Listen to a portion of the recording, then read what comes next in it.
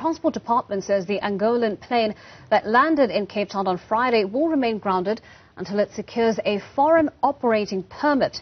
The plane was chartered by oil giant Chevron to collect its staffers.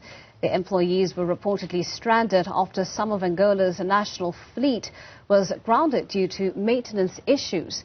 Now, according to the Angolan embassy, the plane and its five-member crew have been detained. Now, our reporter Natalie Malgas has more from Cape Town International. Natalie, we know that the plane and we know that the five-member crew have been detained. What other information has come to the fore since then?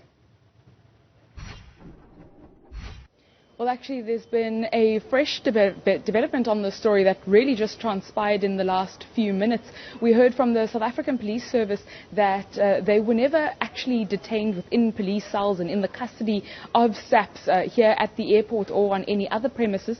We also just learned from sources that the plane has in fact taken off. It's left this airport. It was unable to either offload or gain new passengers and left with the 5 crew members who arrived here on Friday, as we heard from the Transport Department, at about 7:30.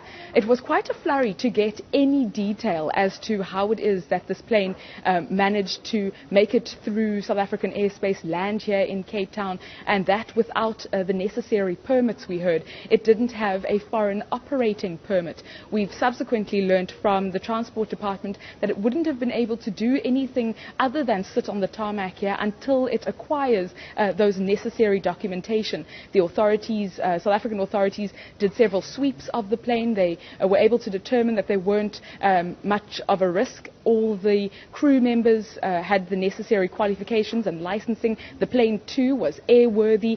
They had done those preliminary checks. But as we've just learnt that that Angolan airline, as you mentioned, chartered by Chevron to pick up some of its employees who were apparently stranded here over the weekend as a result of the grounding of some of the Angolan fleet's airliners, that exact plane has now taken off and made its way back to Angola.